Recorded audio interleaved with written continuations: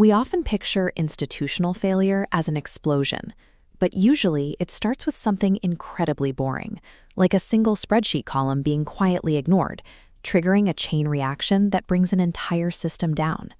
Institutional memory rarely fails because of dramatic corporate sabotage. The actual culprit is far more common: ordinary understaffing, heavy workloads, and the simple human instinct to take a shortcut. The source manual for the Recursive Administrative Audit Framework, or RAAF, identifies this exact phenomenon. They call it the evolution problem, a predictable 5-stage sequence where a functioning administrative system naturally degrades over time.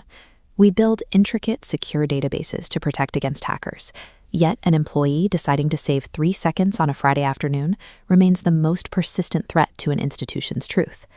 To see how the evolution problem dismantles a system, let's look at this diagram. In Stage 1, an office builds a new workflow through careful manual effort. By Stage 2, they introduce partial automation.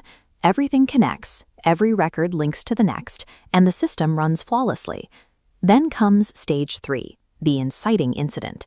A new administrator joins the team, looks at the intake process, and decides the parent link field, which connects a new record to the previous one, takes too long to fill out.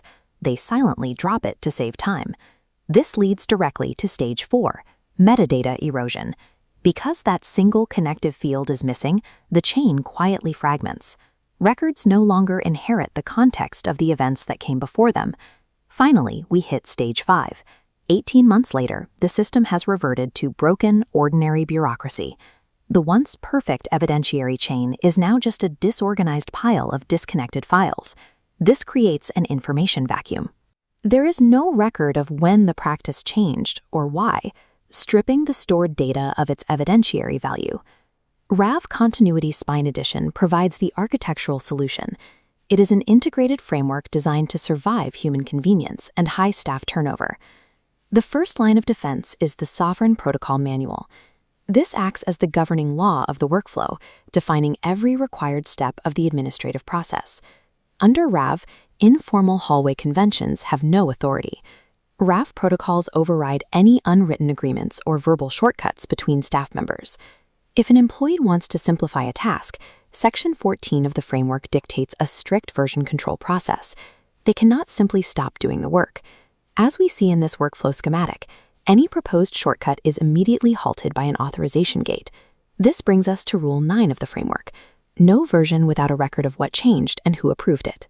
The employee must officially log the proposed change, cite the reason, and secure approval from the protocol maintainer.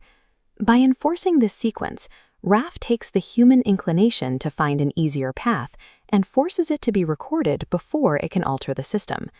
But what happens when an employee ignores the authorization gate and quietly stops following the rules anyway? RAAF addresses this through Section 8.6, establishing a scheduled countermeasure known as the quarterly governance loop. A key component of this loop is the metadata audit. Instead of waiting for a manager to spot a mistake, this audit runs mechanically on a strict 90-day cadence. Watch this radar sweep as it scans the grid of data packets. It is explicitly hunting for dropped fields. This identifies the undocumented shortcuts of a busy hire and highlights the missing data before the practice becomes structural. The framework removes the need for constant human discipline. It relies on a mechanized immune response that makes silent protocol drift impossible. This entire architecture is anchored by a definitive law, Rule 7, no protocol drift by convenience. Without this rule, institutions fall into the secure garbage problem. Applying perfect cryptographic seals to incomplete data just uses high-end technology to protect literal trash. Institutional memory relies on an operating shell hard enough to outsmart human nature and survive the messiness of an ordinary workweek. So the data is protected from undocumented changes, and the workflow is locked against lazy shortcuts. But that exposes a different vulnerability, the single point of failure at the top. If the entire framework is governed by the protocol maintainer, what happens to this truth engine if that person gets hit by a bus tomorrow?